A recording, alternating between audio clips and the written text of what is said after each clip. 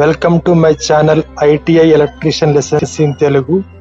మా channel subscribe చేసుకోండి. నేను చేసే వీడియోస్ చూడండి, లైక్ చేయండి, షేర్ చేయండి, కామెంట్ చేయండి. మరికొన్ని వీడియోస్ చూడడానికి ప్రోత్సాహాన్ని అందించండి. ఈరోజు topic classification of transformers.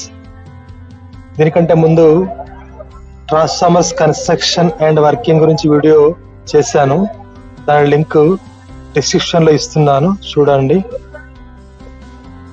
Transformers ని వేరియస్ ఫ్యాక్టర్స్ ఆధారంగా క్లాసిఫై చేశారు. అందులో మొదటిది transformers classification based on the core material used.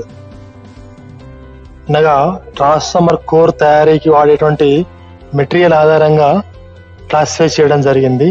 అందులో మొదటిది ఎయిర్ కోర్ ట్రాన్స్ఫార్మర్. దీనిలో నాన్ మ్యాగ్నెటిక్ మెటీరియల్ అయినటువంటి పేపర్ లేదా ప్లాస్టిక్ తో తయారు చేయబడిన కోర్ ఉంటుంది. ఈ కోర్ పైన ప్రైమరీ సెకండరీ వైండింగ్ వౌండ్ చేయబడి ఉంటాయి. ఈ ట్రాన్స్ఫార్మర్ యొక్క ట్రాన్స్ఫర్మేషన్ రేషియో 1 కంటే తక్కువగా ఉంటుంది. దీనిలో ఐరన్ లాస్ తక్కువగా ఉంటాయి కాబట్టి దీనిని హై ఫ్రీక్వెన్సీ అప్లికేషన్ ఉన్నటువంటి చోట ఈ ట్రాన్స్ఫార్మర్ ఉపయోగిస్తారు. Next iron core transformers. ఇందులో ఐరన్ కోర్ లామినేషన్స్ ఉపయోగించి ఈ ట్రాన్స్ఫార్మర్ తయారు చేస్తారు.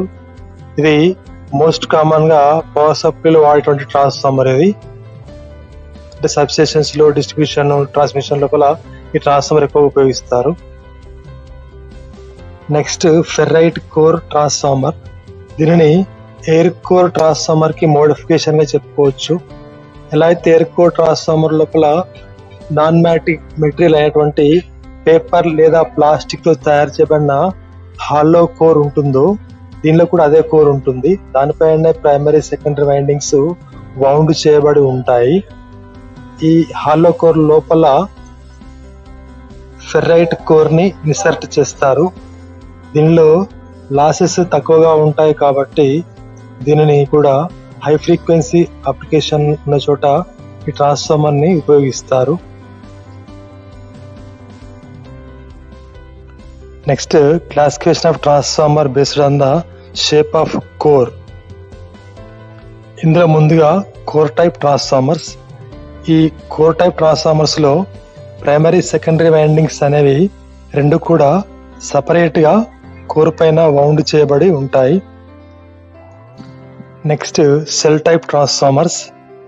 ఇందులో ప్రైమరీ సెకండరీ వైండింగ్స్ అనేవి కోర్ యొక్క ఒకే సెక్షన్ పైన ఒకటి పైన ఒకటి కింద రెండు వైండింగ్స్, ప్రైమరీ మరియు సెకండరీ రెండు వైండింగ్స్ కూడా ఒకే కోర్ పైన వౌండ్ చేయబడి ఉంటాయి. ఈ షెల్ టైప్ ట్రాన్స్ఫార్మర్స్ ని వోల్టేజ్ ట్రాన్స్ఫార్మర్స్ మరియు పవర్ ట్రాన్స్ఫార్మర్స్ గా ఎక్కువ ఉపయోగిస్తాము. Next ring type transformers. వీటిని సర్క్యులర్ షేప్ లో లేదా సెమీ సర్క్యులర్ షేప్ లో ఉన్నటువంటి లామినేషన్స్ ని ఉపయోగించి తయారు చేసి దానిపైన ప్రైమరీ సెకండరీ వైండింగ్స్ వౌండ్ చేస్తారు. ఈ రింగ్ టైప్ ట్రాన్స్ఫార్మర్స్ ని ఇన్స్ట్రుమెంట్ ట్రాన్స్ఫార్మర్స్ గా ఉపయోగిస్తాము. ఈ ఇన్స్ట్రుమెంట్ ట్రాన్స్ఫార్మర్స్ అనేవి హై కరెంట్ మరియు వోల్టేజ్ ను మెజర్ చేయడానికి ఉపయోగపడతాయి. Next classification of transformers based on the transformation ratio.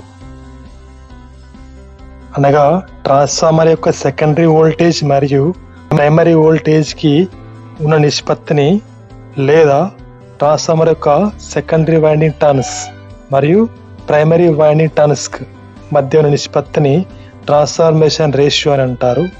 ఈ ట్రాన్స్ఫర్మేషన్ రేషియో ఆధారంగా ట్రాన్స్ఫార్మర్స్ ని క్లాసిఫై చేయడం జరిగింది. ఇందులో మొదటిది స్టెప్ అప్ ట్రాన్స్ఫార్మర్. అనగా ప్రైమరీ వోల్టేజ్ కంటే కూడా సెకండరీ వోల్టేజ్ ఎక్కువగా ఉంటే దానిని మనము స్టెప్ అప్ ట్రాన్స్ఫార్మర్ అని అంటాము. అలాగే ఈ స్టెప్ అప్ ట్రాన్స్ఫార్మర్ గమనించినట్లయితే దీనిలో ప్రైమరీ వైండింగ్ టర్న్స్ కంటే సెకండరీ వైండింగ్ టర్న్స్ ఎక్కువగా ఉంటాయి. Next step down transformer. అంటే ప్రైమరీ వోల్టేజ్ కంటే సెకండరీ వోల్టేజ్ తక్కువగా ఉంటే దానిని స్టెప్ డౌన్ ట్రాన్స్ఫార్మర్ అంటాము.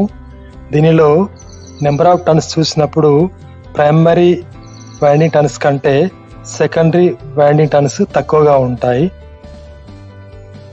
Next isolation transformer. దీనిలో సెకండరీ వోల్టేజ్ అనేది ప్రైమరీ వోల్టేజ్కి ఈక్వల్గా ఉంటుంది. అలానే నెంబర్ ఆఫ్ టర్న్స్ చూసినప్పుడు కూడా సెకండరీ వైండింగ్లో ఉన్నటువంటి టర్న్స్ అనేవి ప్రైమరీ వైండింగ్లో ఉన్న టర్న్స్కి ఈక్వల్గా ఉంటాయి. ఈ విధంగా ఈ ట్రాన్స్ఫార్మేషన్ రేషియో అనేది ఐసోలేషన్ ట్రాన్స్ఫార్మర్స్లో 1కి సమానంగా ఉంటుంది. Next classification of transformers based on the operating frequency. వీటిలో మొదటిది మెయిన్స్ ఫ్రీక్వెన్సీ ట్రాన్స్ఫార్మర్స్. ఇవి iron core shell type transformers. వీటిని మనము మెయిన్ ఏసీ లింక్ నుండి మనకి అవుట్పుట్ ఏసీ ఆర్ డిసి వచ్చేలాగా చేసుకునేందుకు ఉపయోగిస్తాము. Next audio frequency transformers. ఇవి చిన్న సైజులో ఉంటాయి. వీటిని ఎలక్ట్రానిక్స్ పరికరాలలో పీసీబీ పైన మౌంట్ చేస్తారు. వీటి యొక్క ఆపరేటింగ్ ఫ్రీక్వెన్సీ 20 హెర్ట్జ్ నుంచి 20 కిలో హెర్ట్జ్ వరకు ఉంటుంది. ఈ ఆడియో ఫ్రీక్వెన్సీ ట్రాన్స్ఫార్మర్స్ ని ఒక స్టేజ్ లో ఉన్నటువంటి ఆడియో ఆంప్లిఫైయర్ నుంచి అవుట్పుట్ ని మరొక స్టేజ్ లో ఉన్నటువంటి ఆడియో ఆంప్లిఫైయర్ ఇన్పుట్ కి ఇచ్చేటువంటి సందర్భాల్లో వాడతారు.